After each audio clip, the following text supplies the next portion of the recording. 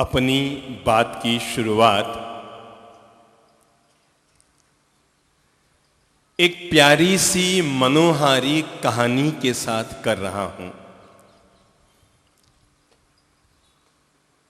कहते हैं कि एक बार जंगल के सारे जानवर इकट्ठे हुए और उन्होंने इकट्ठे होकर यह मंत्रणा करनी शुरू की कि आखिर दुनिया में जैसे हम लोग हैं वैसे ही दुनिया में सारे इंसान भी हैं,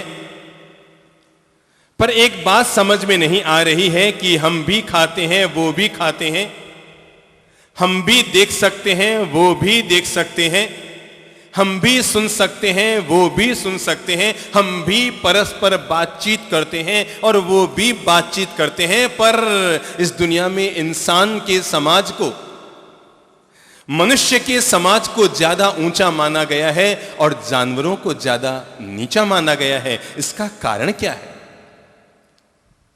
जब जानवरों ने काफी मंत्रणा की और उन्हें ऐसी कोई बात समझ में नहीं आई कि जिसमें इंसान की कौम जानवरों से कहीं ज्यादा श्रेष्ठ हो, तो उन्होंने एक बार इंसान की कौम को भी निमंत्रण दिया।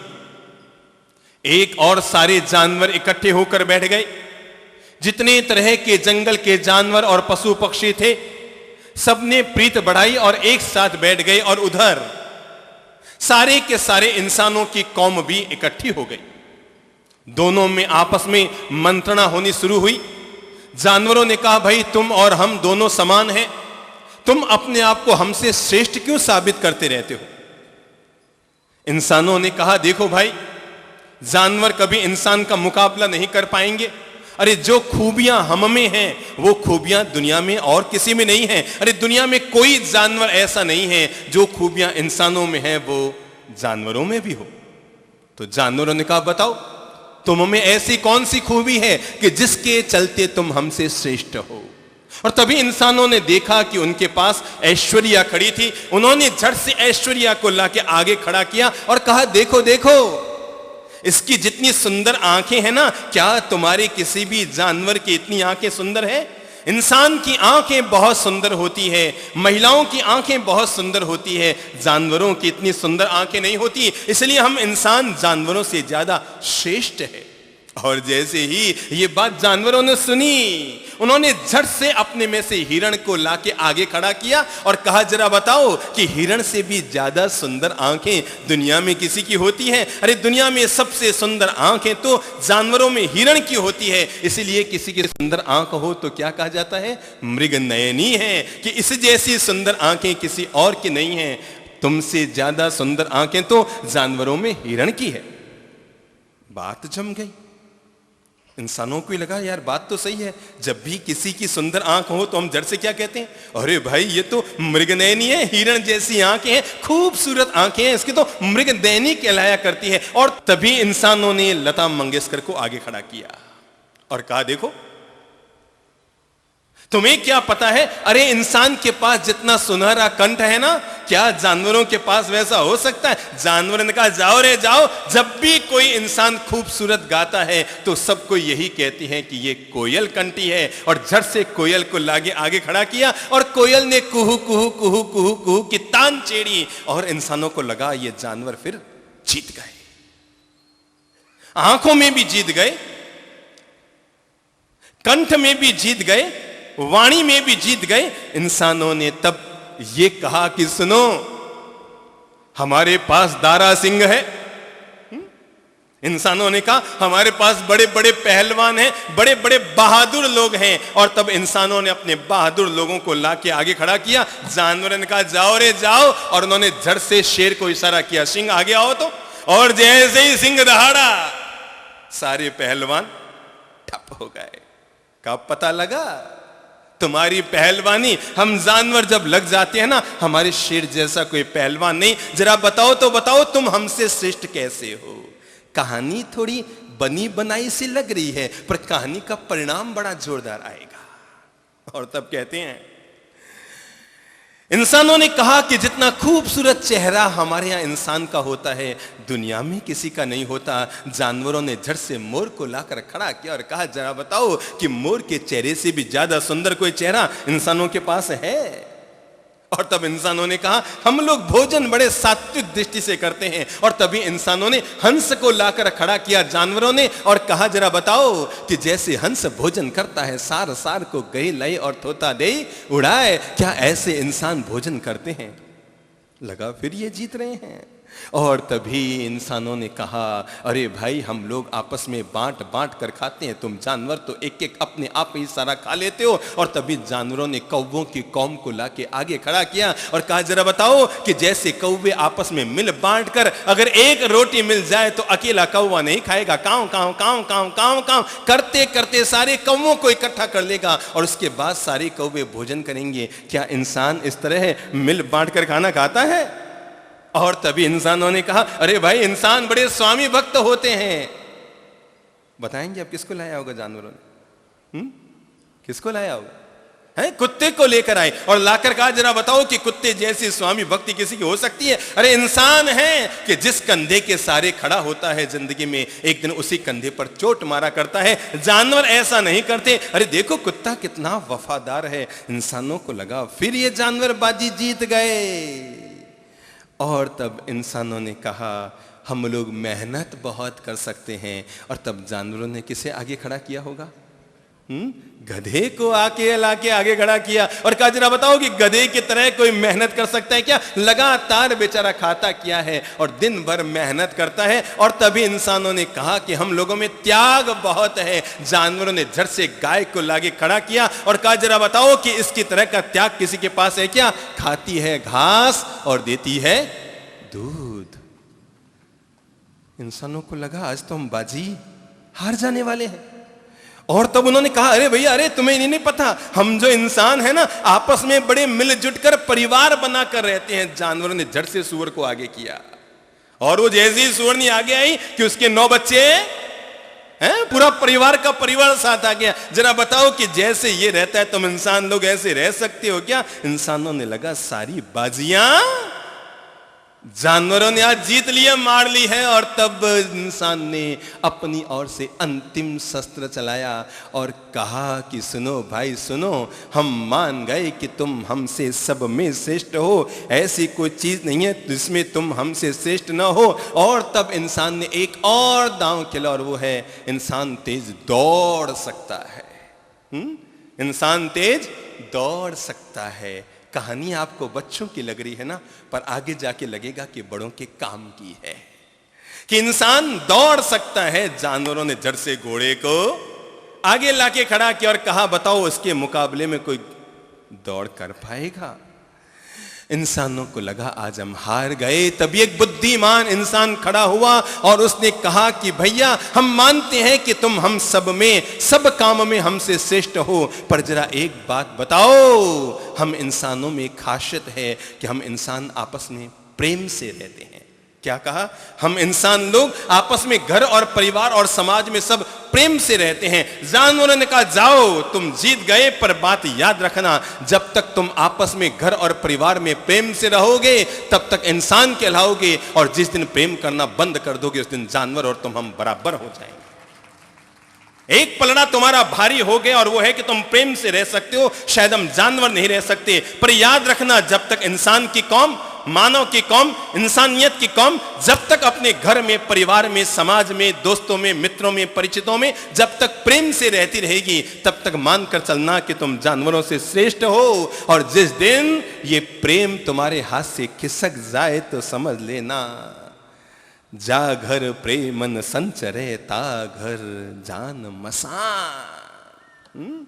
जा घर प्रेमन संचरे ता घर जान मसान। शमशान किसे कहते हैं? वो शमशान तो आदमी रोज नहीं देखा करता जहां पर ले जाकर किसी का अंत्येष्टि संस्कार किया जाता है। शमशान अपने आप में वो घर होता है जहां पर सब लोग आपस में कलह, झगड़ा, दूरियां, तनाव, घुटन, अवसाद में जिया करते हैं। जा घर प्रेम न संचरे ता घर जान शमशान। जिस घर में प्रेम नहीं रहता, मानकर चलना कि वो अपने आप में शमशान की तरह है।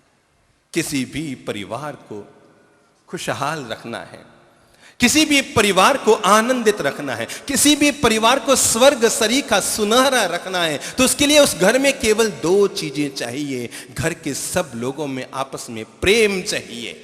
रिश्तों को लंबे अरसे तक बनाए रखने के लिए, रिश्तों में मिठास घोलने के लिए, रिश्तों में प्यार और मोहब्बत घोल कर रखने के लिए, रिश्तों में निकटता बनाए रखने के लिए केवल दो चीज चाहिए मेरे भाई। मरने के बाद जो स्वर्ग मिलता है वो न तो मैंने देखा है न आपने देखा है, पर जो मैं बातें कह रहा हूं वो बातें मरने के बाद स्वर्ग जाने की नहीं होगी। क्योंकि मैं अगर आपसे पूछूं कि आप में कौन कौन लोग हैं जो स्वर्ग पाना चाहते हैं, तो शायद हम में से सब लोग हाथ खड़ा कर देंगे। हैं? कौन कौन है जो स्वर्ग पाना चाहते हैं? सब हाथ खड़ा कर देंगे। चलो देखे तो कौन कौन है जो स्वर्ग पाना चाहता है।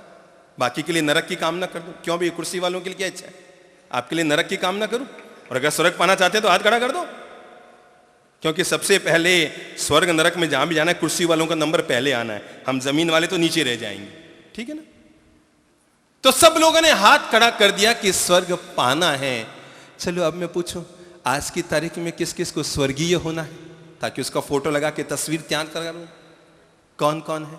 कोई नहीं। ये होने से पहले अपनी जिंदगी में स्वर्ग को इजाद करना चाहते हैं तो घर में केवल दो चीजों को जगह दीजिए। नंबर एक प्रेम को, और नंबर दो त्याग को। जिस घर में ये दो तत्व पलते हैं, नंबर एक मैंने कहा कि जहां पर घर के सब सदस्य आपस में प्रेम में जिया करते हैं वहां पर घर में कभी विघटन नहीं होता, और जहां पर घर के सारे सदस्य परस्पर एक दूसरे के लिए त्याग की भावना में जिया करते हैं वहां पर कभी भी विघटन नहीं होता। कौन कौन से दो शब्द याद कर लो। भाई भाई से क्या करे, देरानी जेठानी से क्या करे, सास बहू से क्या करे, बाप बेटे से क्या करे, बेटा पिता से क्या करे, प्रेम करे। अगर घर के सारे सदस्य आपस में प्रेम से जिएंगे तो घर में कभी विघटन नहीं हो सकता। और दूसरा मैंने कहा कि अगर परस्पर एक दूसरे के लिए त्याग करेंगे मेरे भाई, घर में ऐसे जियो कि कभी भी तुम्हारे कारण किसी की आंख में आंसू न आए। मुझे अगर कोई पूछे कि घर का देवता कौन है, घर का बड़ील कौन है, घर का सर्वश्रेष्ठ पुरुष और स्त्री कौन है, तो मैं कहना चाहूंगा घर में अपनी जिंदगी ऐसे जियो कि कभी भी तुम्हारे कारण किसी की आंख में आंसू न आए। अगर आप सास हैं तो विवेक रखिए कि आपके कारण जिंदगी में कभी आपकी बहू की आंख में आंसू न आए, और अगर आपके कारण आपकी बहू की आंख में आंसू आ गए तो मानकर चलना आपकी 100 सामायिक और 100 तीर्थों की यात्रा व्यर्थ चली। अगर आपके व्यवहार से, आपकी बोल से, आपके बोल चाल से, आपके द्वारा प्रकट की गई वाणी से अगर बहू की आंख में आंसू आ गए, अपनी जिंदगी में अपने घर में पहला विवेक रखो, ऐसा आचरण, ऐसी भाषा, ऐसी बोल चाल हमारे द्वारा कदापि न हो कि हमारे कारण किसी की आंख में आंसू आए। चलो मैं आपसे एक बात पूछूं, हमारे कारण किसी की आंख में आंसू आए ये पाप है या पुण्य है? सब बोलो तो क्या है? पुण्य की पाप? क्या है? पाप है ना। हमारे कारण किसी की आंख में आंसू आए ये पाप है। परिवार तब टूटता है जब हमारे कारण किसी की आंख में आंसू आते हैं। रिश्तों में दरार तब पड़ती है जब हमारे कारण किसी की आंख में आंसू आते हैं। परस्पर मानसिक मन मुटाव तब बढ़ता है जब हमारे कारण किसी की आंख में आंसू आते हैं। यह पाप है कि घर में हमारे कारण किसी की आंख में आंसू आए, लेकिन यह पुण्य है कि घर में हमारे लिए किसी की आंख में आंसू आए। कि बहू 7 दिन अगर पीहर चली जाए तो सास की आंख में बहू को याद करके आंसू आ जाए। जरा बताओ ये पुण्य है या पाप है? अपने घर को पुण्य स्वरूप बनाइए, अपने घर में पाप की कालीमा मत पड़ने दीजिए। ऐसा व्यवहार, ऐसी बोलचाल, ऐसा कार्य, ऐसे कर्तव्य, ऐसे कर्म अपने द्वारा मत कीजिए। अगर आप बड़े भाई हैं तो अपने द्वारा ऐसी वाणी का उपयोग कभी मत कीजिए कि आपके कारण कभी छोटे भाई की आंख में आंसू आए। अगर आप जेठानी हैं तो ऐसा व्यवहार कभी मत कीजिए कि आपके कारण आपकी देवरानी की आंखों में आंसू आए। रही मन धागा प्रेम कार्य मत तोड़ो छिटकाए। रही मन धागा प्रेम का कि मत तोड़ो चिटकाए, क्योंकि तोड़े से फिर ना जुड़े और जुड़े तो। अपनी जिंदगी में सामायिक हो तो कर लेना, ना हो तो कोई दिक्कत नहीं, क्योंकि दुनिया में सारे लोग सामायिक रोज नहीं कर पाते। अपनी जिंदगी में प्रतिक्रमण रोज कर पाओ तो अच्छी बात है, न कर पाओ तो ठीक है। मंदिर में जाकर भगवान की पूजा कर सको तो ठीक है, और न भी कर पाओ तो ठीक है, पर कम से कम जहां तुम रहते हो, क्योंकि थानक में 1 घंटा रहते हो और मंदिर में आधे घंटा रहते हो, लेकिन 23 घंटा इंसान अपने ही घर और परिवार में रहता है। इसलिए धर्म की शुरुआत किसी मंदिर और मस्जिद से नहीं, धर्म की शुरुआत किसी थानक और गुरुद्वारे से नहीं, धर्म की शुरुआत जब भी करनी हो इंसान को अपने घर और परिवार से करनी चाहिए। धर्म की शुरुआत जब भी करनी हो, नैतिकता की शुरुआत जब भी करनी हो, प्रेम की शुरुआत जब भी करनी हो, विश्व मैत्री और विश्व प्रेम की बातें बहुत दूर की है। आज की तारीख में अगर मुझे पूछे, सारे संत दुनिया में विश्व प्रेम की बात फैला रहे हैं, पर मैं कहना चाहूंगा आज की तारीख में विश्व प्रेम की जरूरत पीछे है, उससे पहले पारिवारिक प्रेम की है। क्योंकि अगर पारिवारिक प्रेम बढ़ गया, परिवार में प्रेम की गंगा यमुना बह गई, परिवार में प्रेम और आनंद आ गया, परिवार में अगर मिलनसारिता आ गई, परिवार के रिश्तों में अगर मिठास घुल गया, तो मानकर चलें सारी दुनिया अपने आप सुधर गई। परिवार में अगर प्रेम घुल गया, अगर सास और बहू में प्रेम घुल गया, तो मानकर चलें दुनिया की 3.5 अरब महिलाएं प्रेम में भर गई। अगर भाई भाई में प्रेम और मिठास घुल गया, तो मानकर चले दुनिया के 3.5 अरब पुरुषों में प्रेम और मिठास घुल गया। प्रेम और मिठास चाहिए भाई, प्रेम और मिठास। इसलिए मैंने कहा कि अगर कोई इंसान अपने घर को स्वर्ग बनाना चाहता है तो पहला काम करे, घर में प्रेम को लाए, घर में त्याग को पैदा करे। दुनिया में 2 महान घटनाएं हुई, जिन 2 महान घटनाओं ने पूरे भारतवर्ष के इतिहास को बदला, जिन 2 महान घटनाएं आज भी पूरे देश के इतिहास में सबसे ज्यादा चर्चित रही, और जो 2 घटनाएं लबों पर, जबान पर, जो 2 घटनाएं दिल में हमेशा बसी रह गई, वो 2 घटनाएं दुनिया के इतिहास में महान घटनाएं भारत में हुई, जिसमें से एक का नाम है महाभारत और दूसरी का नाम है रामायण। जरा आप बताएंगे ये दोनों कहानियां किसकी है? क्या बाप बेटे की कहानियां हैं? क्या ये पति पत्नी की कहानियां हैं? 2 कहानियां किसकी है? भाई भाई की कहानी है। एक महाभारत भी भाई भाई की कहानी है और एक रामायण भी भाई भाई की कहानी है। दोनों एक घर में रहे, दोनों एक परिवार में रहे, दोनों एक कुल में पैदा हुए, दोनों एक जैसे जिए, दोनों का राजवंश था। लेकिन इसके बावजूद रामायण श्रद्धा से शीश पर उठाई जाती है और महाभारत को हमेशा घर से बाहर निकालने का प्रयास किया जाता है। कोई इंसान नहीं चाहता कि मेरे घर में महाभारत मचे। कोई चाहता है? कोई चाहता है आप में कि मेरे घर में महाभारत मचे? हर इंसान चाहता है मेरे घर में रामायण की, राम की गीता, राम के पाठ, राम का प्रेम, राम का मिठास घुलता रहे। सीधी सादी बात है, कहानी तो दोनों भाई भाई की है, फर्क केवल इतना सा है, महाभारत भाई भाई की कहानी है पर वो भाई भाई के स्वार्थ की कहानी है। रामायण भाई भाई की कहानी है पर वो भाई भाई के त्याग की कहानी है। बस जहां जहां घर में भाई भाई में स्वार्थ आ गया कि एक छोटा भाई ये सोच ले कि पता नहीं जब घर का बंटवारा होगा तो मेरे हिस्से में कितना आएगा, आज दुकान का बहुत सारा पैसा मेरे हाथ में, एक काम करूं पैसे धीरे धीरे इकट्ठा करके एक प्लॉट खरीद के रख लूं, शायद जब बंटवारा हो तो उसके बाद ये मेरी व्यक्तिगत प्रॉपर्टी हो जाएगी, मैं इसे संभाल कर रखूंगा। जहां पर भाई भाई में स्वार्थ आया वहीं पर घर में नरक आया। जहां पर भाई भाई में स्वार्थ आया वहीं परस्पर दूरियां आई। जहां पर भाई भाई में स्वार्थ आया वहीं पर रिश्तों में खटास आया। और जहां पर भाई भाई में क्या आया? त्याग।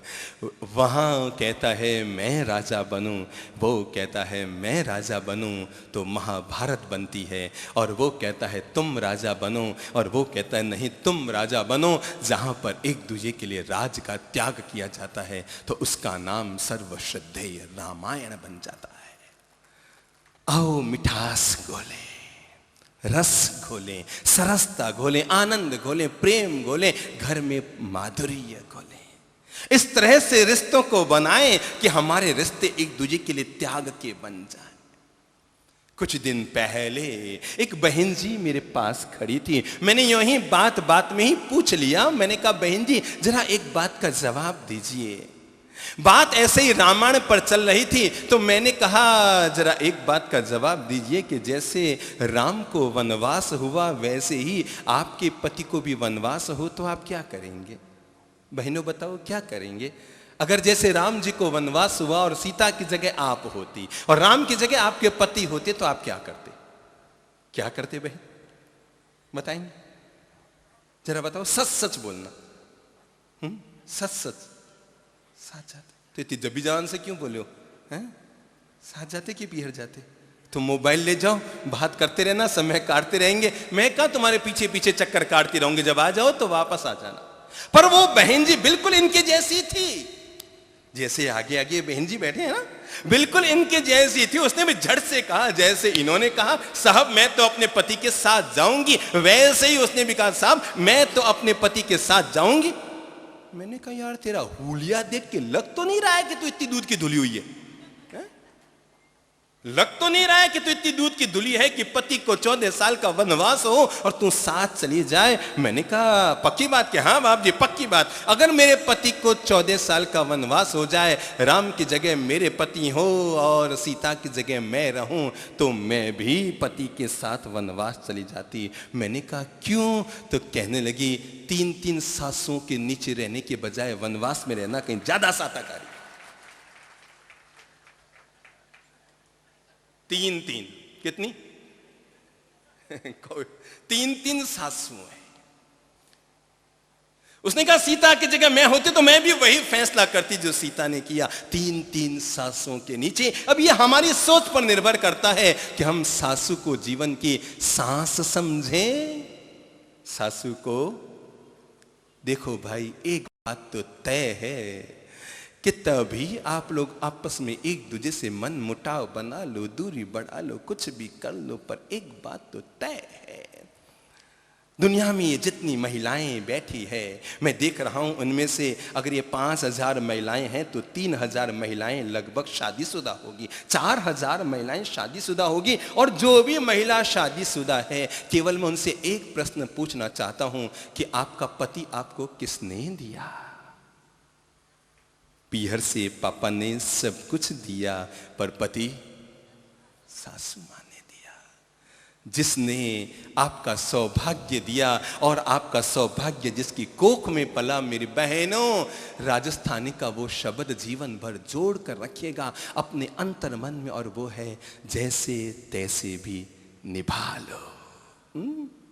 घर परिवार में रिश्तों में मिठास घोल कर रखने के लिए जैसे तैसे भी निभा लो, क्योंकि यही वह सास है। दुनिया में आज तक कोई इंसान ऐसा नहीं हुआ है जो अपनी पत्नी के पेट से पैदा हुआ है। कोई हुआ है? हाथ खड़ा करो तो।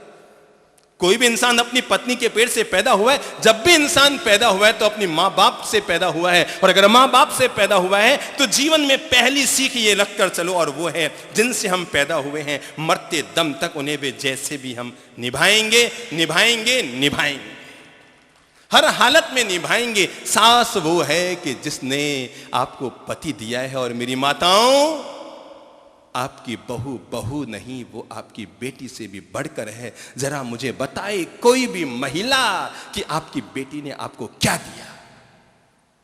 कोई बहिना बता सकती है? कोई महिला बता सकती है कि आपकी बेटी ने आपको क्या दिया? हाँ, मैं बताता हूं कि घर में आई हुई बहू बेटी से भी बढ़कर है, क्योंकि उसने बहुत कुछ दिया। सच्चाई तो यह है कि आपके बेटी की जिंदगी उसी बहू ने बसाई, नहीं तो आज भी किसी भैरू जी के चक्कर काट रहे होते और प्रसाद चढ़ा रहे होते। आज भी कहीं पर चक्कर काट रहे होते और प्रसाद चढ़ा रहे होते। अरे यही वह महिला है कि जिसने आपका घर बसाया है। जरा बताओ तो, जरा बताओ। हाँ मधु जी आप खड़े हो, इनकी नई नई बहू आई, जरा बताओ आपके घर में बहू आई, आपने उसके लिए क्या क्या किया? क्या त्याग किया? बेटा आपका घर में है या ससुराल में है? जरा बताओ। घर में है। बेटे ने अपनी जाति बदली क्या? नहीं बदली। बेटे ने अपना पहनावा बदला क्या? नहीं बदला। बेटे ने कुछ नहीं बदला। पर ये जो बहू है ना, ये अपने माँ बाप को छोड़कर आई किसके लिए? आपका घर बसाने के लिए, है ना? किसके लिए आई? आपका घर बसाने के लिए। कभी ये जींस पहन रही होगी, आज ही आपके सामने सिर ढक के बैठी है ना? किसके लिए आई? और आप तो पारक के पारक रह गए। उसको पूछो तुम्हारी जाति क्या थी पहले, पूछो, खड़े हो बहन, क्या जाति थी पहले आपकी, क्या थे? हैं? भंसाली। देखा एक नारी का त्याग, अपने ससुराल के घर को बसाने के लिए, अपने पति के घर को बसाने के लिए अपना पहनावा बदला, मां बाप को छोड़ा। इसका त्याग क्या बताऊं? आपके बेटे और आपके सास में पूरे घर में ऐसा कोई सदस्य नहीं होता जो बहू जितना त्याग अपने घर में किया करता हो, जितना त्याग घर की बहू करती है। अपने माँ बाप को छोड़कर आती है बेचारी, अपने जाति को बदल कर आती है, अपने पहनावे को बदल कर आती है, अपने रिश्तेदारों को छोड़कर आती है। तुम थोड़ा सा अपना मन उसके लिए प्रेम भरा नहीं बना सकते?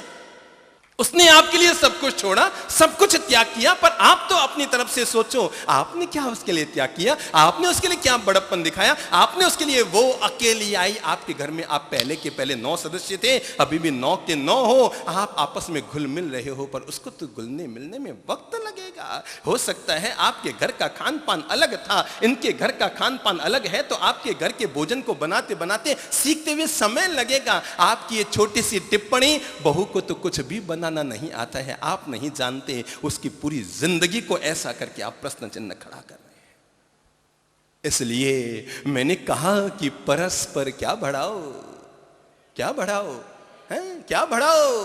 प्रेम के फूल खिलाओ, प्रेम की सुवास लाओ, मिठास घर में बढ़ाओ, आनंद को घर में बढ़ाओ, जितना एक दूसरे के लिए त्याग कर सकते हो। अगर बेटी की गलती को पड़ोसी से छिपाया जाता है तो बहू की गलती को पड़ोसियों को बताना क्या पाप नहीं है?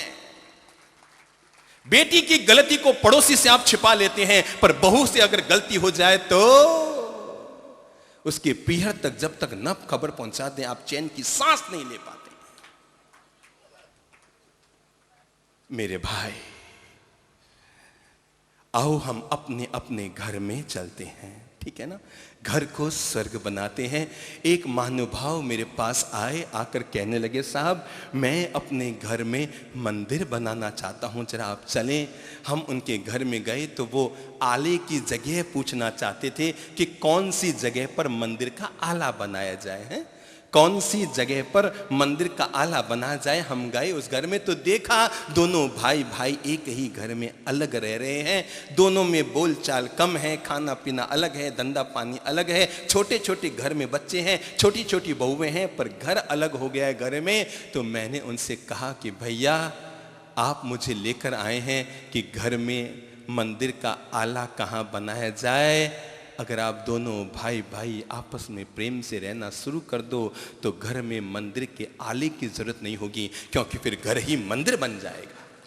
फिर तुम्हारा घर ही अपने आप में भगवान का मंदिर बन जाएगा। मुझे किसी ने पूछा कि साहब आपने नरक को देखा है?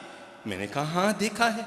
वो चौंका, क्योंकि उसने कहा मैं अब तक कितने ही संतों के पास गया हूं, जैसे ही नरक की बात करता हूं तो वो कहते हैं जरा बैठो, मैं अमुक किताब में बताता हूं, अमुक ग्रंथ से बताता हूं। तो उसने कहा साहब आपने नरक को देखा है? मैंने कहा हाँ हाँ देखा है। तो कहा क्या आपने स्वर्ग को भी देखा है? मैंने कहा हाँ, देखा नहीं कई बार देखा करता हूं, लगभग रोज ही कभी नरक को देखता हूं, लगभग रोज ही कभी स्वर्ग को देखता हूं। कहने लगे क्या आप मुझे बताएंगे? मैंने कहा हाँ जरूर बताऊंगा। और मैं जब आहार के लिए निकला, पात्र झोली में लेकर आहार के लिए निकला, तो मैंने उसी बंदे को साथ ले लिया। और मैं जिस घर में गया तो मैंने देखा, उस बंदे ने देखा कि उस घर में 4 भाई आपस में अलग अलग रहते हैं, बोल चाल बंद है, मिलना जुलना बंद है, आना खाना बंद है, एक दूसरे के प्रति व्यवहार बंद है। और उन 4 भाइयों की माँ तीसरी मंजिल पर उसके माँ बाप रह रहे हैं। बूढ़ी 80 साल की डोकरी अपने हाथ से खाना बनाकर अपने पति को खिला रही और खुद भी खा रही है। मैंने मेरे साथ आए व्यक्ति से पूछा, मैंने कहा क्यों भाई तू नरक को देखना चाहता था ना? हाँ हाँ गुरुजी दिखाओ ना।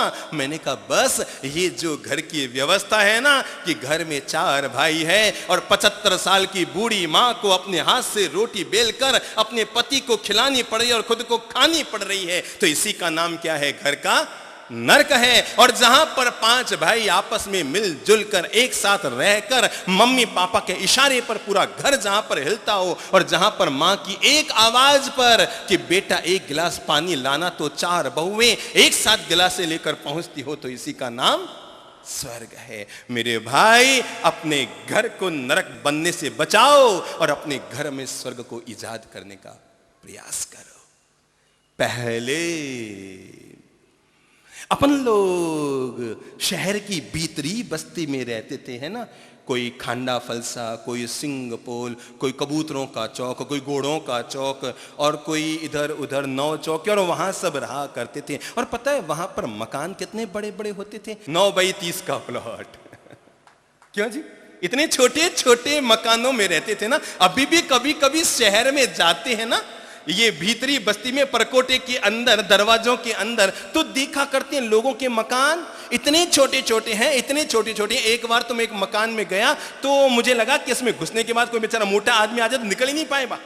इतने छोटे छोटे मकानों में लोग रहते थे। और मुझे उसने बताया कि साहब हमारा जो मकान है ना, लगभग 8 फीट 9 फीट हो रहा होगा। एक आदमी यूं पूरा सो जाए तो दीवार से दीवार पांव लग जाए, इतना मकान रहा होगा। कहने लगे हम 6 भाई इसमें रहते थे। कितने? 6 भाई साथ में रहते थे।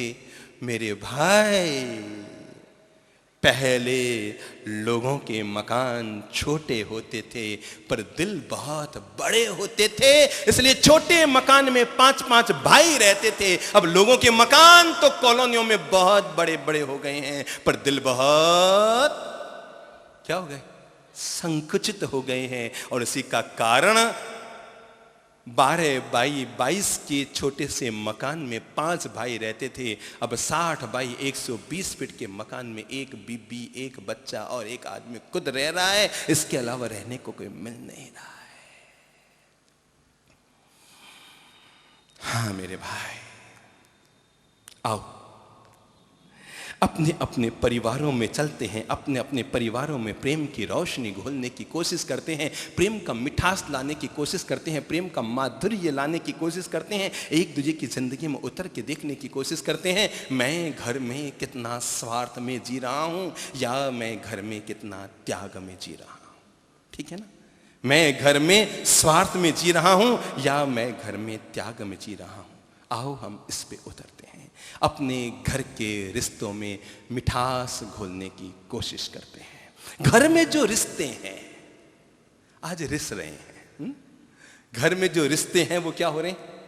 रिस रहे हैं, बूंद बूंद टपक रही है, कब दरार पड़ जाए तैयारी है। बस कोई टेढ़ा बोले, बड़ा भाई एक बार टेढ़ा बोले कि छोटा भाई लिए दिए बैठा है, ठीक है भैया मैं तो अलग हो जाऊंगा।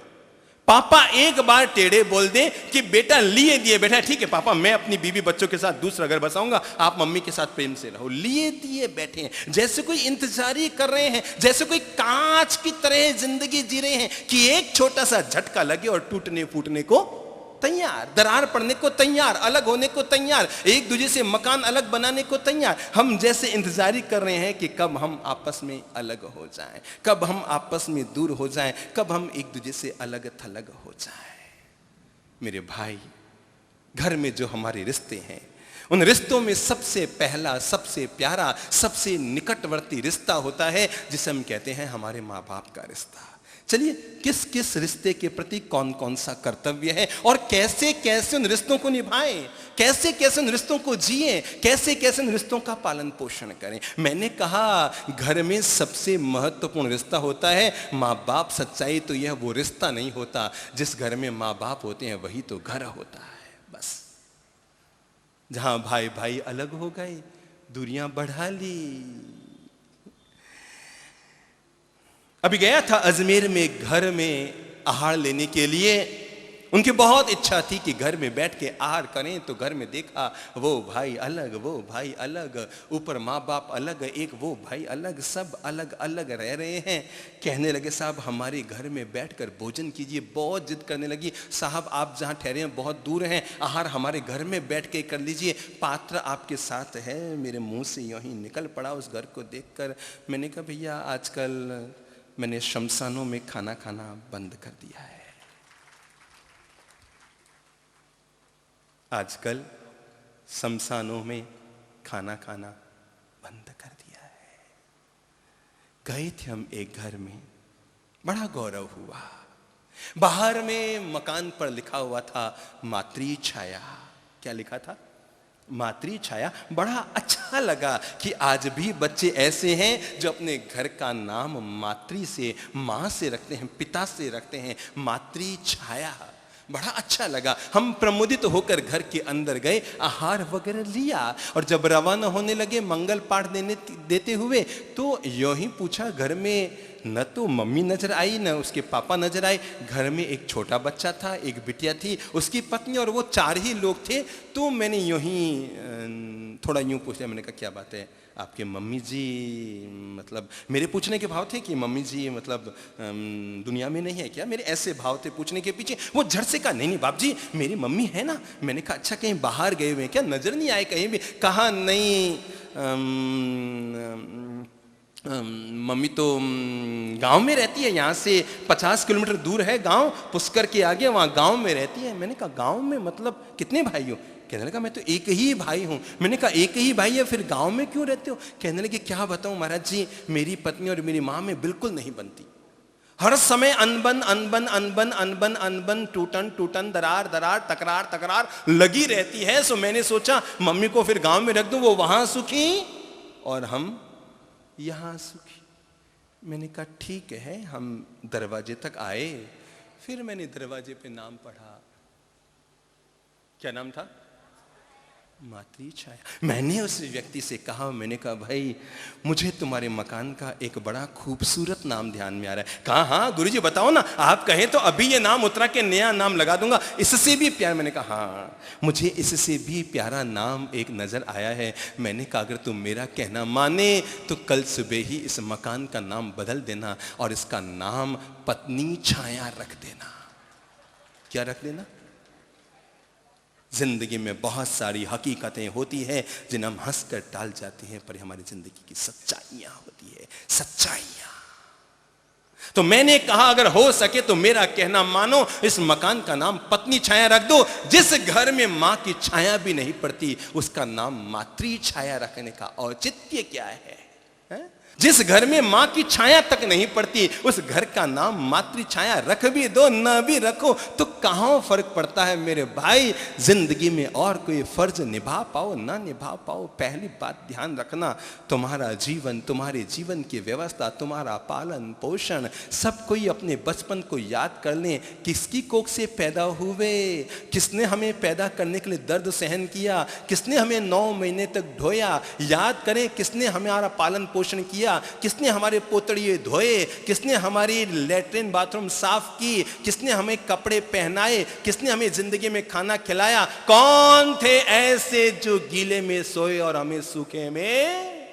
कौन थे कि जिन्होंने अपनी गाड़ी कमाई, मेहनत की कमाई हमारे नाम 2 मिनट में कुर्बान कर दी? आखिर कौन थे जिन्होंने हमारी जिंदगी बसाने के लिए, हमें सुखी रखने के लिए, हमें पढ़ाने के लिए, हमारा जॉब लगाने के लिए, हमें कामयाबी तक पहुंचाने के लिए सारे दुख सुख सहन कर लिए पर हमें आगे बढ़ाते रहे? अरे जिंदगी के दारोमदार कौन रहा आखिर?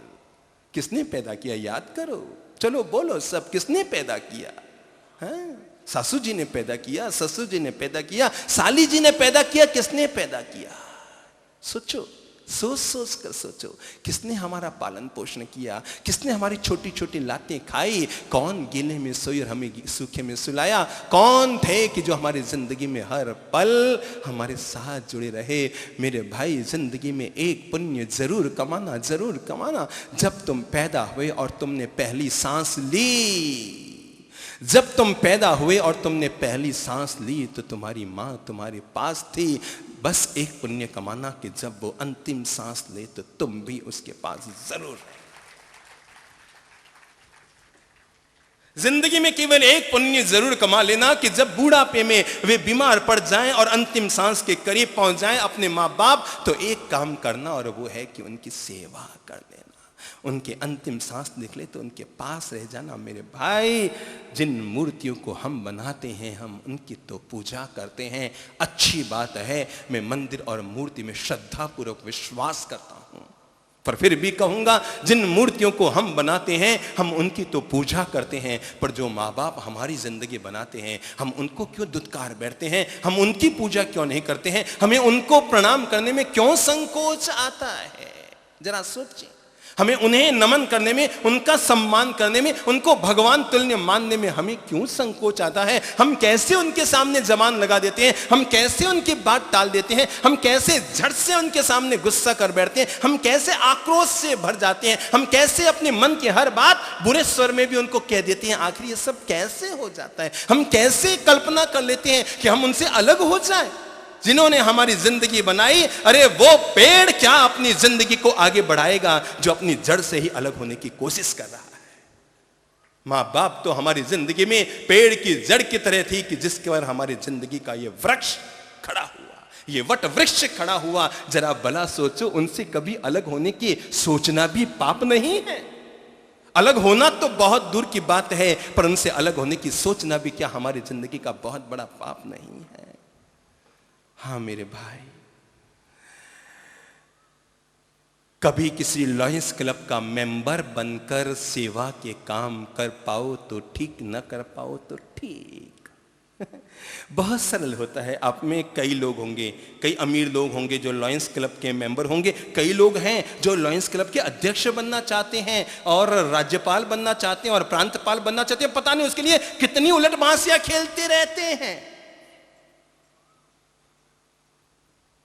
जिंदगी में लॉयंस क्लब का मेंबर बनना बहुत सरल है, जिंदगी में रोटरी क्लब का मेंबर बनना बहुत सरल है, जिंदगी में किसी महावीर इंटरनेशनल का मेंबर बनना बहुत सरल है, जिंदगी में किसी भी संस्था का मेंबर बनकर सेवा करना बहुत सरल है। लॉयंस क्लब का मेंबर बनकर मानवता की सेवा करना, रोटरी क्लब का मेंबर बनकर मानवता की सेवा करना, महावीर इंटरनेशनल का मेंबर बनकर मानवता की सेवा करना, किसी भी संस्था मंडल और ट्रस्ट का अध्यक्ष, मंत्री और सदस्य बनकर मानवता की सेवा करना बहुत सरल है, पर घर का मेंबर बनकर अपने बूढ़े मां बाप की सेवा करना बहुत मुश्किल है।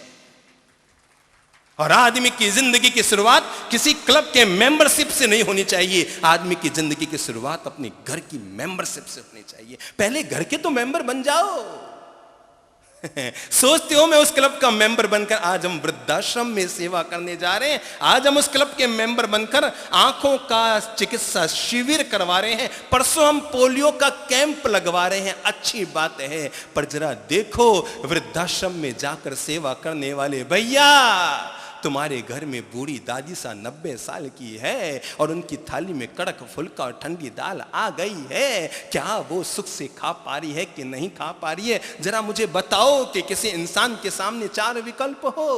पहला विकल्प हो कि एक कोई वृद्धाश्रम में वृद्ध महिला है, उसकी सेवा करना। दूसरा विकल्प हो कोई एक अस्पताल में एक बीमार वृद्ध महिला है, उसकी सेवा करना। तीसरा विकल्प हो कि सड़क पर कोई भिखारिन महिला बैठी है, उसकी सेवा करना। और चौथा विकल्प हो कि घर में अपनी ही 90 साल की बूढ़ी दादी साहब बीमार पड़ी है, उसकी सेवा करना। जरा बताओ पहली शुरुआत कहां से हो?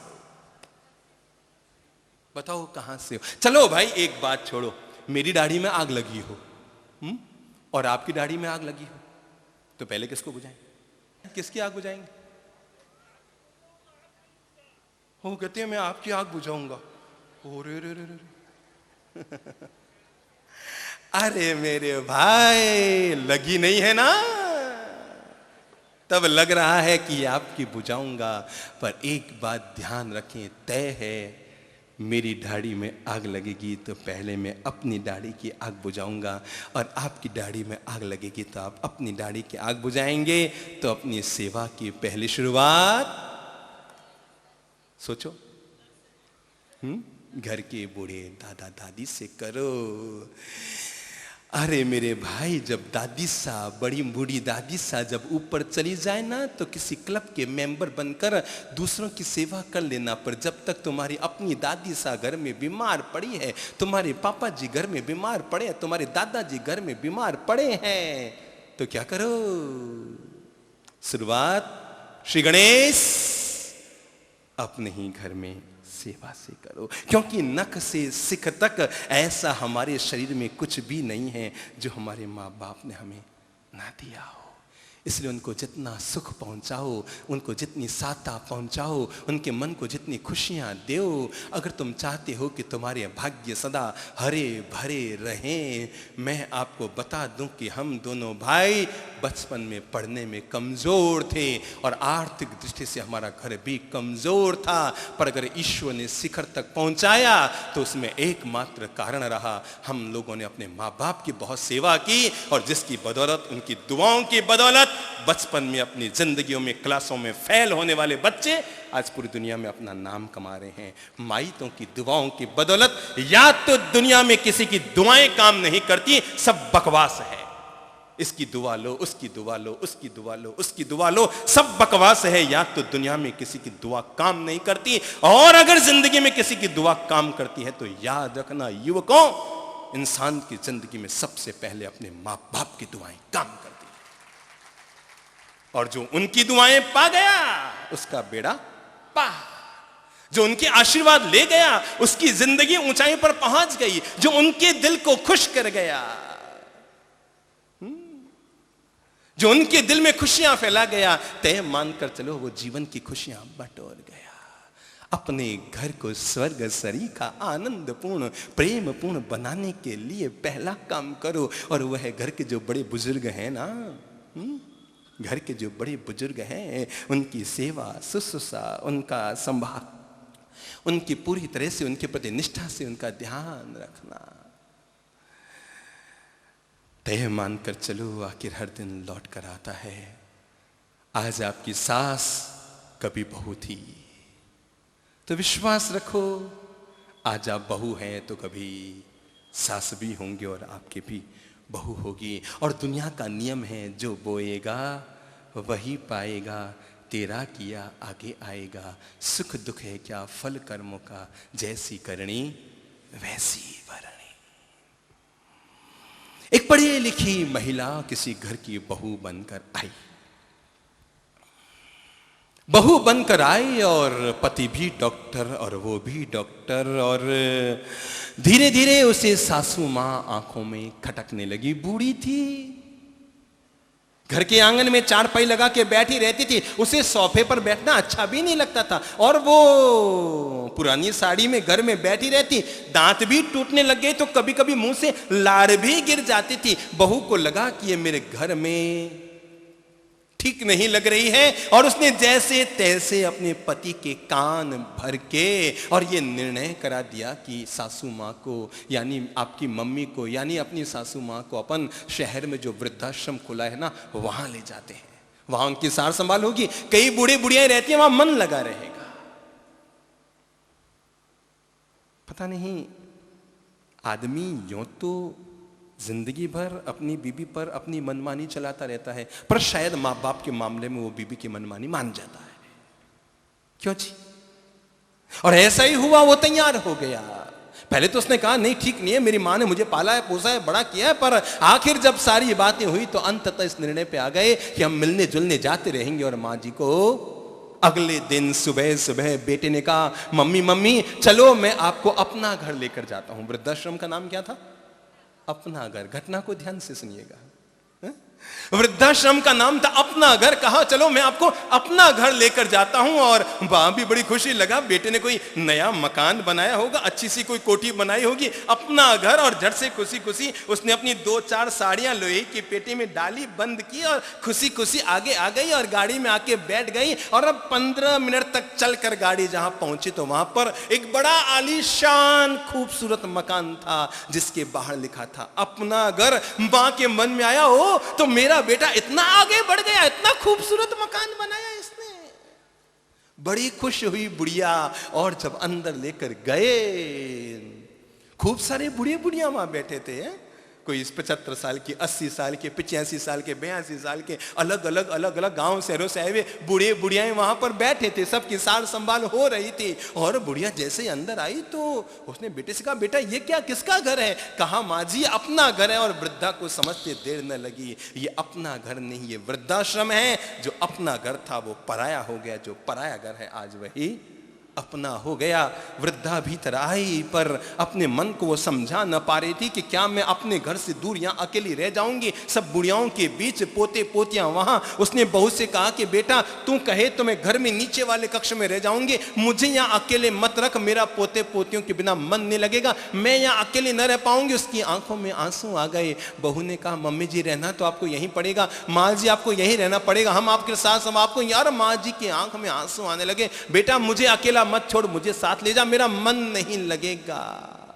संयोग की बात, उसी वृद्धाश्रम में उस दिन हम लोग पहुंचे हुए थे और ये सारी घटना हमारे आंखों के सामने हो रही थी।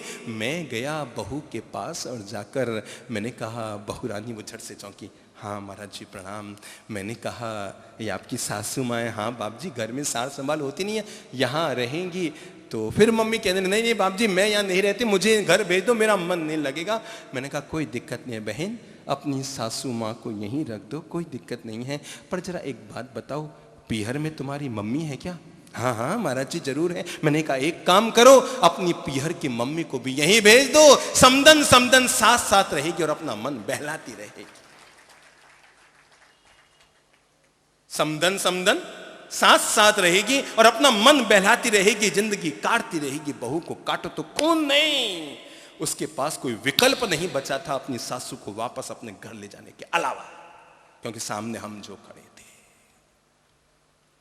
मेरे भाई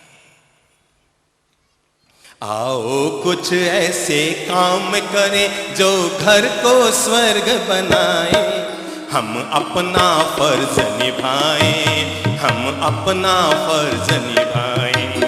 आओ कुछ ऐसे काम करें जो घर को स्वर्ग बनाए, हम अपना फर्ज निभाएं, हम अपना फर्ज निभाएं। हमसे जो टूट गए रिश्ते, हमसे जो टूट गए रिश्ते, हम उनमें सांध लगाएं। हमसे जो टूट गए रिश्ते, हमसे जो टूट गए रिश्ते, हम उनमें सांध लगाएं। सांध लगाने का मतलब समझ गए? सांध किसे कहते हैं? कपड़ा फट जाए तो क्या लगाते हैं? सांध लगाते हैं। घर में दो चीजें होती हैं, एक होती है कैंची और एक होती है सुई। कैंची का काम क्या है? काटना। मेरी बहुओं, मेरी माताओं, मेरे भाइयों, घर में कभी भी कैंची मत बनना कि घर के प्रेम के कपड़े को काट डालें। घर में जब भी बने तो सुई और धागा बनना, ताकि फटे हुए कपड़े में भी सांध लगा दें। आओ कुछ ऐसे काम करें जो घर को स्वर्ग बनाए, हम अपना फर्ज निभाएं, हम अपना फर्ज निभाएं। हमसे जो टूट गए रिश्ते, हम उनमें सांध लगाएं, हम अपना फर्ज निभाएं, हम अपना फर्ज निभाएं।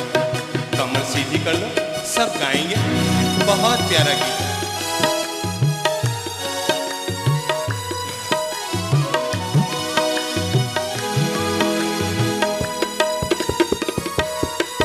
कुछ रिश्ते ऐसे दुनिया में जिनको हम स्वर्ग से लाते, कुछ रिश्ते ऐसे दुनिया में जिनको हम स्वर्ग से लाते, कुछ रिश्ते ऐसे दुनिया में जिनको हम स्वर्ग से लाते, जिनकी ममता की छाया में हम जीवन भर सुख पाते, हम जीवन भर सुख पाते। उन रिश्तों को हम गले लगा कर, उन रिश्तों को हम गले लगा कर अपना भाग्य जगाएं, हम अपना फर्ज निभाएं, हम अपना फर्ज निभाएं। आओ कुछ ऐसे काम करें जो घर को स्वर्ग बनाए। सब गालो, हम अपना फर्ज निभाएं, हम अपना फर्ज निभाएं।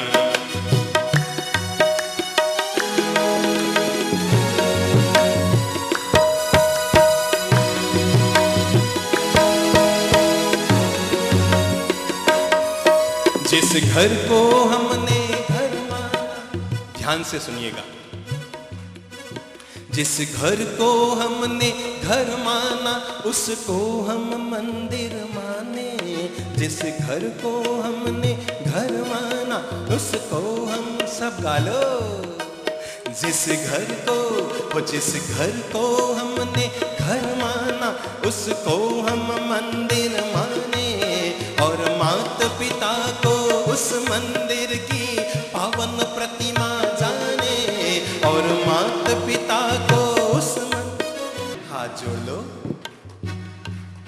शीश झुका लो, जहां जहां हमारे मम्मी पापा है उनके चेहरे को याद करके उनके श्री चरणों में अपना माथा दबा लो, उनके चरणों की धूल अपने शीश पे लगा लो। ईश्वर सब जगह अपने आप को पैदा नहीं कर सकता, तो दुनिया में माँ बाप को पैदा करता है ताकि उनमें इंसान ईश्वर को देखकर अपना हर कार्य पूरा कर सके।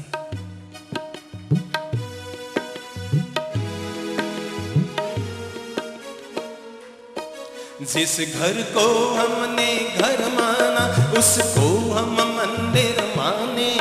और माता पिता को उस मंदिर की पावन प्रतिमा जाने। हम पावन प्रतिमा जाने, जितना उन्होंने हमें निभाया, जितना उन्होंने हमें निभाया। चलिए एक मिनट अच्छी सी बात समझ लेते हैं। आप में कौन कौन है जिनकी शादी हुए 2-5 साल हुए हैं? हाथ खड़ा करो। कौन कौन लोग हैं? खड़े हो जाओ बहन, संकोच मत खाओ। और कौन है? इनको देखकर हिम्मत बटोरो। जिनकी शादी हुए 2-5 साल हुए हैं, कौन है? और 5-7 साल हो गए तब भी खड़े हो जाओ। और कौन खड़े होंगे? ठीक है, बड़ी अच्छी बात है। चलो अच्छी बात है, अपन इतनी बहनों से बातचीत करते हैं। जीवन का, परिवार के प्रेम के लिए सार मंत्र दे रहा हूं। जरा एक बात बताओ, आपकी शादी हुई तो आपके पति कितने वर्ष के थे? याद करो, सच्ची सच्ची उम्र बता दो, कितने साल के थे? 24। आपको 24 बताया गया, ठीक है। आपकी शादी हुई तो आपके पति कितने साल के थे? 24। आपके, क्या बात है, सब 24 जी होते हैं। आपकी शादी हुई तो आपके पति कितने साल के थे? 24। क्या बात है, ये रटी रटाए जब, मतलब सब घर वाले अपने यही बताते हैं कि रजिस्टर्ड बड़ा छोटा कोई भी 24 साल 24 साल। आपके पति कितने साल के थे? 25 हैं, 22। और आपके पति हैं 26। और पीछे वाले बहन जी कितने? 27। चलो मिल गई उनको। और उनके पीछे वाले हैं कितने? 27। पीछे वाले 27, आगे वाले 24। चलो एक काम करते हैं, आज एक नियम लेते हैं। आपको 24 साल का पति मिला, आपको 24 साल का पति मिला, उनको 22 साल का पति मिला, उनको 27 साल का पति मिला। जिंदगी में सब बहुओं को कहना चाहूंगा, कोई अपनी सासू माताओं को निभाने की जरूरत नहीं है। हमने कोई ठेका ले रखा है उनको निभाने का? दुनिया में किसी भी बहू को अपनी सासू मां को निभाने की जरूरत नहीं है। केवल एक काम करना, केवल एक काम करना, केवल एक काम करना, बाकी कोई एहसान करने की जरूरत नहीं है। और वह है जितने साल का आपको पति मिला है। कितने साल का? जितने साल का आपको पति मिला है, हाथ जोड़कर सौगंध ले लो, उतने साल तक उनसे कभी अलग मत होना और उनकी सेवा करके कर्ज उतार दो। ठीक है ना? हाथ जोड़ो। कितने साल? 24 साल तक सासू से अलग नहीं होंगे। पक्की बात? पक्की बात। देखो सामायिक में नियम ले रही, निभा लेना। जैसी भी सासू है ना, नहीं वैसे अच्छी है आपकी सासू, निभा लेना। ठीक है ना? ठीक है बहनों, आप भी सामायिक में है। कितने साल का पति है? सासू से अलग तो नहीं हुई? होने की इच्छा है क्या?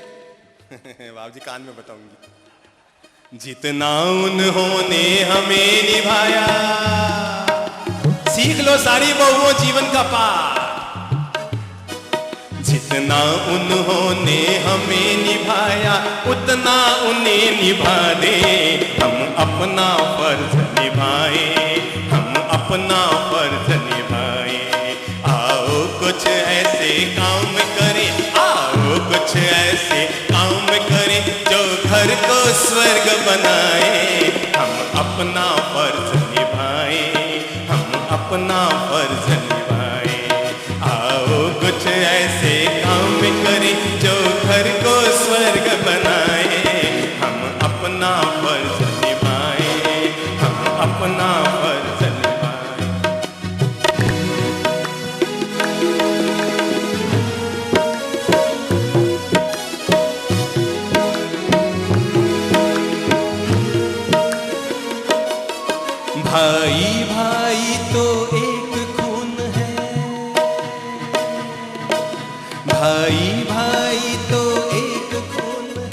मैं चाहूंगा अगर आपको लगता है आपका भाई कहीं दूर बैठा है, मोबाइल चालू कर दो, उसको फोन लगाओ और ये गीत उसको सुनाओ। आपको लगता है आपकी बहू कहीं दूर बैठे है, मोबाइल चालू करो, ये गीत उसको सुनाओ।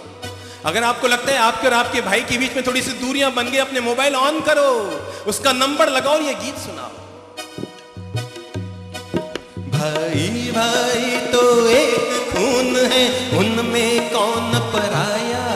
भाई भाई तो एक खून है, उनमें कौन पराया।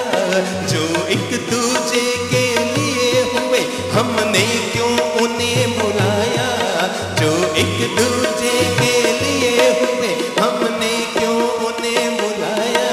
हमने क्यों उन्हें बुलाया। भाई तो सच्चा वही है जो, भाई तो सच्चा वही है जो भाई का साथ निभा दे। गा लो, अपने अपने भाई के प्यार और प्रेम में गा लो। भाई तो सच्चा वही है जो, भाई तो सच्चा वही है जो भाई का साथ निभा दे। जरा बताओ तो भाइयों, एक भाई अमीर है, उसका दूसरा भाई गरीब है, और भाई ने सोचा ये मेरे शहर में मंदिर बन रहा है और उस मंदिर की ध्वजा मैं चढ़ाऊंगा। और इसके लिए उसने सोचा हुआ था मैं समाज में 7 लाख रुपए का दान दूंगा। कितना? 7 लाख रुपए का दान दूंगा। और तभी पता लगा कि उसका छोटा भाई जो मध्यम वर्गीय गरीब है और उसके कैंसर हो गया है, इलाज के लिए बॉम्बे ले जाया गया है और उसके इलाज पर 7 लाख का खर्चा होने वाला है। आदमी के सामने 2 विकल्प है। पहला है मंदिर की ध्वजा के लिए 7 लाख रुपए लगाए, और दूसरा विकल्प है अपने गरीब छोटे भाई के इलाज के लिए 7 लाख लगाए। जरा बताओ बड़ा धर्म कौन सा है? बड़ा धर्म कौन सा है? मैं मानता हूं कि मंदिर बनाना हिंदुओं का धर्म है और मस्जिद बनाना मुसलमानों का धर्म है, गुरुद्वारे बनाना सिखों का धर्म है और चर्च बनाना ईसाइयों का धर्म है। पर भाई होकर भाई के काम आना ये तो मानवता का धर्म है। भाई तो सच्चा वही है जो भाई का साथ निभा दे। हम अपना फर्ज निभाए, हम अपना फर्ज निभाए। आओ कुछ ऐसे काम करें, आओ कुछ ऐसे काम करें जो घर को स्वर्ग बना दे। हम अपना फर्ज निभाए, हम अपना फर्ज निभाए। भाई भाई तो एक खून है। कोई ऐसा है आप में जो भाई भाई हो और अलग अलग हो गए, जिनमें मनमुटाव हो गया हो? हिम्मत करो, ये वो गीत है जो जीवन की गीता बन सकता है और भाइयों भाइयों में आई हुई दरारों को दूर कर सकता है। अभी हम पिछले वर्ष ही उदयपुर में 2 ऐसे भाई जिनमें आपस में बोलचाल नहीं, आना जाना नहीं, मिलना जुलना नहीं, शादी ब्याह में आना जाना नहीं, अलग अलग घर बस गए। हमें पता था और एक दिन बड़े भाई ने अपने घर चलने के लिए निवेदन किया तो हमने कहा ठीक है हम आपके घर आ जाएंगे, पर जरा एक काम करो, अपने छोटे भाई को भी बुला लेना। उसने कहा नहीं साहब, ये संभव नहीं है, मैं अपने छोटे भाई को नहीं बुलाऊंगा और बुला लिया तो वो आएगा नहीं। मैंने कहा देख लो भाई, और कोई संत घर पर आते हैं तो 11-21 हजार रुपए के चढ़ावे लेकर जाते होंगे। हम तो किसी के घर में जाते हैं तो प्रेम ही लेकर जाते हैं और प्रेम ही बांट कर आते हैं और वही लेकर आया करते हैं। हमें तो पैसा टक्का 1 कौड़ी चाहिए नहीं। तुम अगर चाहते हो कि हम संत लोग तुम्हारे घर पर आए तो चलो एक काम करो, तुम्हारा भाई आए या नहीं आए पर जाकर उसे कह के आ जाओ। बहुत सोचा उसने, आखिर हमारी बात गले उतर गई। बहुत लोग होते हैं जिनकी हमारी बातें गले उतर जाती है, बहुत लोग होते हैं और जिनके गले उतर जाए उनका घर स्वर्ग बन जाता है, सुधर जाता है, उनका घर सुधर जाता है। थोड़े दिन पहले ही, जब अभी 3 दिन पहले चंद्रप्रभ जी महाराज का परिवार पर प्रवचन हुआ था तो एक बहू आई थी हमारे पास और आकर फूट फूट कर रोने लगी और कहने लगी साहब मेरी सासू माँ को फोन करके आप बुलवा लो क्योंकि अब मैं अपनी सासू माँ के साथ रहना चाहती हूँ। कौन बहू ऐसी होगी जो अपने सासू माँ की सेवा करनी नहीं चाहती? हमारे समझाने पर वो समझ गया उसने कहा ठीक है साहब, मैं जाऊंगा, घर के अंदर नहीं जाऊंगा, बस बाहर ही खड़े खड़े उसको कह के आ जाऊंगा। मैंने कहा ठीक है, जाओ तो सही। वो गया, अपने छोटे भाई के घर पर गया, और संयोग की बात, भाई और उसकी पत्नी घर के बाहर ही बरामदे में, गर्मी का मौसम था, शाम का वक्त था, खुली हवा खाने के लिए बैठे हुए थे। उसे घर के भीतर जाने की जरूरत नहीं पड़ी। जैसे ही दरवाजा खुला, तय है कि घर में दुश्मन भी आ जाए तब भी आदमी को खड़ा होकर तो स्वागत करना ही पड़ेगा। अपने बड़े भाई को जिंदगी में पहली बार अपने घर पर आया हुआ देखकर छोटा भाई खड़ा हुआ, और जिंदगी में पहली बार अपने छोटे भाई को पांव में झुककर प्रणाम करते हुए देखकर बड़े भाई का मन भी पसीज गया।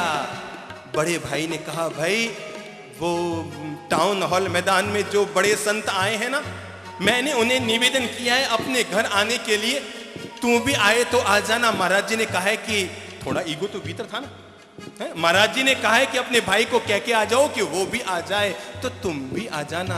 शायद वो अपने भाई का कहना टाल जाता, पर बीच में हमारा नाम डाल दिया गया। सत्संग में वो भी तो आता था, रोज सुनते सुनते मनोदशाएं उसकी तो बदली हुई थी, और उसने कहा ठीक है मैं आऊंगा पर खाना नहीं खाऊंगा। भाभी से तकरार, कहा मैं आ जाऊंगा, महाराज जी के लिए आ जाऊंगा, पर मैं घर में पानी वानी नहीं पीऊंगा, खाना नहीं खाऊंगा। बड़ा भाई भी केवल दायित्व तो पूरा करके आ गया। हम पहुंचे उनके घर, छोटा भाई भी आंख की सरमा सर में पहुंचा हुआ था। दोनों भाई अंदर चले किचन में हमें आहार देने के लिए। हमने कहा आज हम आहार पीछे लेंगे, पहले एक पवित्र काम करेंगे। और तब हमने घर के बहुओं से कहा कि एक थाली भोजन की सजा कर लाओ। चौकी बीच में लगाई गई, थाली हमने बीच में रखी, और दोनों भाइयों को हमने बैठाया। वो हक्के बक्के 20 लोग बीच में खड़े हैं, किसी की हिम्मत नहीं हमें कुछ कहने की। वो हक्के बक्के रह गए, महाराज जी ये क्या कर रहे हैं। थाली रखी गई, थाली बीच आंगन में रखी गई, पूरा परिवार उसका खड़ा था। हमने दोनों भाइयों को बैठाया, एक को इधर बैठाया, एक को उधर बैठाया, और उनसे कहा लो भाई उठाओ एक एक रसगुल्ला और हमारे पात्र में डालो। उन्होंने जैसे ही उठाया, हमारे पात्र में रसगुल्ला डालने के लिए हमने पात्र को किनारे कर लिया। हमने कहा ये समझो एक मुंह ललित प्रभ का है, एक मुंह चंद्र प्रभ का है, चलो डालो एक दूसरे के मुंह में ये रसगुल्ले, और आज प्रेम का मिठास घोल लो मेरे भाई, मिठास घोल लो।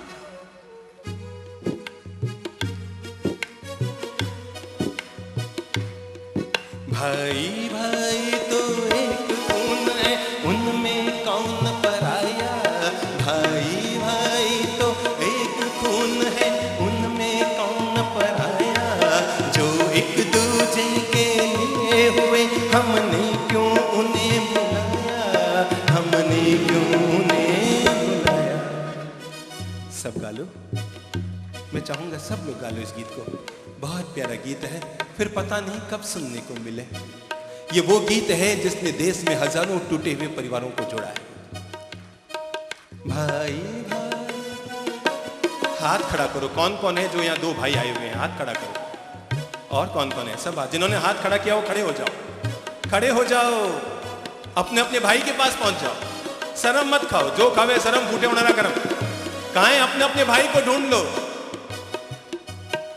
जाए छोटा भाई बड़े भाई के पास, पांव छू के प्रणाम कर लो, आनंद ले लो, अद्भुत दृश्य का आनंद ले लो, आनंद आ जाए। चलो आज एक नया प्रयोग करते हैं। छोटे भाई बड़े भाई को प्रणाम करने का आनंद लो, आनंद ले लो बेटा, संकोच मत खाओ। है? भाई तो सच्चा वही है जो भाई का साथ निभा दे, और एक दूसरे के गले लग जाओ। जय हो, इसी को रामायण कहते हैं, इसी को रामचरितमानस कहते हैं। जय हो, जय हो, आनंद उमंग भाई हो। चलो जो खड़े हो बैठना मत, वापस खड़े हो जाओ, और इस भजन पर अब नृत्य करने का आनंद ले लो। भाई भाई साथ मिल जाओ और हाथ से हाथ मिलाकर डांस कर लो। भाई भाई तो एक खून है, उनमें कौन पराया। भाई भाई तो एक खून है, उनमें कौन पराया। कौन है? आप दोनों भाई भाई हैं, है प्रभु जी? बड़े भाई साहब हैं, बहुत अच्छी बात है।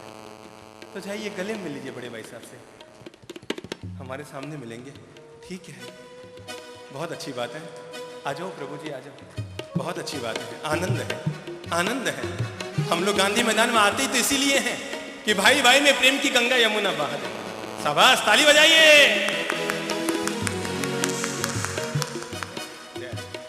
आप दोनों की जिंदगी में देखिए आंसू आ गए दोनों भाइयों। जिंदगी में ऐसा ही प्रेम और ऐसा ही माधुर्य बना रहे मेरे भाई। राम लखन की तरह जियो भाई, राम लखन की तरह जियो। जिंदगी में राम और लखन की तरह जियो। बहुत अच्छी बात। भाई भाई तो एक खून है। आनंद ले लो, हाथ ऊपर कर लो, महोत्सव मना लो। भाई भाई मिल रहे गले से। भाई भाई तो एक खून है, उनमें कौन पराया। जो एक दूजे के लिए हुए, हमने क्यों उन्हें बुलाया, हमने क्यों उन्हें बुलाया। भाई तो सच्चा वही है जो।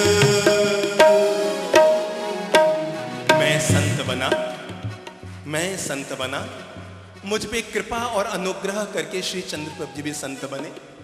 हम दोनों भाई संत बने। जिस धर्म में हम दीक्षित हुए हैं वहां पर नियम है कि सब संत अलग अलग पात्र में खाना खाते हैं। जिस धर्म में हम दीक्षित हुए हैं सब बहनों की आंखें भर आई हैं। ये प्रेम की गंगा यमुना है मेरे भाई। जिस घर में बहती रहेगी वो घर अपने आप ही स्वर्ग बना हुआ रहेगा। आखिर घर को स्वर्ग बनाने के लिए कोई राम जी और महावीर जी धरती पर तो उतर कर नहीं आएंगे। हमें ही अपने भीतर में सोए हुए राम और महावीर को जगाना पड़ेगा और घर को स्वर्ग बनाना पड़ेगा। हमें ही अपने भीतर में सोए हुए राम और भरत के प्रेम को जगाना पड़ेगा और अपने घर को स्वर्ग बनाना पड़ेगा। कब तक दूरियां बांधते रहेंगे, कब तक दूरियां बनाते रहेंगे। दोनों भाई संत बन गए। बैठे एक ही पात्र में खाना खाने बैठे। एक दिन हमारे गुरुजी ने देखा, दूसरे दिन देखा, तीसरे दिन गुरुजी ने कहा भाई ललित प्रभ चंद्रप्रभ अब तुम संत बन गए हो। ठीक है तुम गृहस्थ में थे तब एक थाली में खाना खाते रहोगे, पर अब तो तुम्हें अलग अलग पात्र में खाना खाना पड़ेगा। बचपन तो था ही, संत बना तो 12 साल का था। बचपन का नटखटपन तो था ही। मैंने कहा गुरुजी आप कहते हैं अलग अलग पात्र में खाना पड़ेगा, कहो तो कल सुबह वापस अपने घर चले जाएंगे, पर भाई होकर भाई से अलग खाना तो नहीं खा पाए। भाई भाई तो एक खून है, उनमें कौन पराया। आनंद ले लो, अब ये गीत का आनंद ले लो, हाथ उठा लो, जय हो। भाई भाई तो एक खून है, उनमें कौन पराया। जो एक दूजे के लिए हुए, हमने क्यों उन्हें बुलाया, हमने क्यों उन्हें बुलाया। भाई तो सच्चा वही है जो, भाई तो सच्चा वही है जो भाई का साथ निभाए। हम अपना फर्ज निभाए, हम अपना फर्ज निभाए। भाई भाई तो वही है जो भाई का साथ निभा दे। हम अपना फर्ज निभाए, हम अपना फर्ज निभाए, हम अपना फर्ज निभाए, हम अपना फर्ज निभाए। थोड़े दिन पहले की घटना है। संबोधि धाम में 2 भाई आए। संबोधि धाम में आके ठहरे। एक की उम्र थी 75 साल की, दूसरे की उम्र थी 78 साल की। दोनों आए, जिंदगी में पहली बार संबोधि धाम आए और आकर कहने लगे साहब हम आभार ज्ञापन करने आए हैं। हमने कहा कैसे? तो कहने लगे आपके एक सीडी का आभार ज्ञापन आपको करने आए। हमने कहा क्या हुआ? उन दोनों भाइयों ने जो अपनी व्यथा और कथा बताई कि हम लोग जब 22 साल के थे और बड़े भाई साहब 25 साल के थे, तब से हम में आपस में मन मुटाव हुआ, आना जाना बंद, पढ़ना हो गया, मरना हो गया घर में, शादी ब्याह हो गए घर में, पर हमने आज तक एक भाई ने दूसरे भाई का मुंह नहीं देखा। संवत्सरी और दिवाली चली गई पर हम एक दूसरे के घरों में नहीं गए थे। पर आपकी एक सीढ़ी मिली थी, परिवार की खुशहाली का राज छोटे भाई को मिली, उसने सुनी, उसने किसी के साथ मुझे भिजवाई, मैंने सुनी, मैंने वापस इसको भिजवाई, इसने सुनी, इसने वापस मुझे भिजवाई, मैंने सुनी। और महाराज उस सीडी का परिणाम ये आया। यही वह दिव्य भजन है कि जिस भजन ने जो भाई 50 साल तक एक दूसरे के घर पर आए गए नहीं थे, उन्होंने सौगंध खा ली। एक दिन एक भाई यहां खाना खाएगा, दूसरे दिन दूसरा भाई दूसरे भाई के घर में खाना खाएगा और दोनों भाई एक थाली में खाना खाने लग गए। भाई भाई भाई मेरे भाई, भाई तो सच्चा वही है जो भाई का साथ। याद रखना इस पंक्ति को, जिंदगी भर याद रखना। भूल सको तो हमारे नाम को भूल जाना कि कोई ललित प्रभ चंद्र प्रभ गांधी मैदान में आए थे, इस नाम को भूल जाना। पर अगर याद रख सकते हो अपने घर में तो इस पंक्ति को सदा याद रखना। कौन सी पंक्ति? भाई तो सच्चा वही है जो, भाई तो सच्चा वही है जो भाई का साथ निभा दे।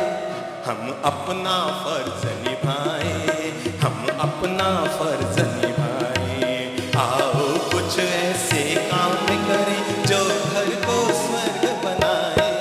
हम अपना फर्ज निभाएं, हम अपना फर्ज निभाएं। जहाँ सास बहू और देवर भाभी प्रेम से हिल मिल रहते, जहाँ सास बहू और देवर भाभी प्रेम से हिल मिल रहते। गाना गा लो, सब गा लो, सब बहिने गा लो। घर कहाँ स्वर्ग होता है? कौन सा घर मंदिर होता है? जहाँ सास बहू और देवर भाभी प्रेम से हिल मिल रहते, जहाँ सास बहू और देवर भाभी प्रेम से हिल मिल रहते, जहाँ संस्कारों की दौलत है और मर्यादा को जीते, और मर्यादा को जीते। जहाँ सास बहू और देवर भाभी प्रेम से हिल मिल रहते, जहाँ संस्कारों की दौलत है और मर्यादा को जीते, और मर्यादा को जीते। वहाँ चंद्र स्वयं लक्ष्मी जी आकर, कौन आएगी? कौन आएगी घर में? वहाँ चंद्र स्वयं लक्ष्मी जी आकर अरे अपना धाम बनाए।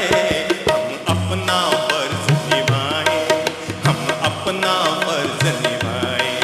आओ कुछ ऐसे काम करें जो घर को स्वर्ग बनाए। हम अपना फर्ज निभाए, हम अपना फर्ज निभाए, अपना फर्ज निभाए, हम अपना फर्ज निभाए। एक काम करना भाई, जब भी कभी आगे जाकर तुम भाइयों भाइयों का बंटवारा हो, आपस में बंटवारा हो, वो कहेगा मैं ये मकान लूँगा, वो कहेगा मैं ये दुकान लूँगा, वो कहेगा मैं ये फैक्ट्री लूँगा, तुम सबसे पहले आगे बढ़ के जाना। अगर हमारे वचनों पर थोड़ा सा भी विश्वास रखते हो और अगर हमें ज़िंदगी में थोड़ा सा भी प्रेम करते हो तो हमें तो कुछ भी नहीं चाहिए आपसे, केवल एक काम, एक सौभाग्य अपनी ज़िंदगी में ज़रूर करना। जब जब भी भाइयों में बंटवारा हो, अपनी मंगनी पहले कर देना, अपनी इच्छा पहले जाहिर कर देना और भाइयों से कह देना कि भाई मेरे हिस्से का माल मैं पहले चाहता हूँ, बाकी सारा धन आप बांट लो, पर माँ बाप की सेवा का धन मुझे दे दो। बस इतना सा पुण्य कमा लेना, आपका सत्संग सुनना सार्थक हो जाएगा।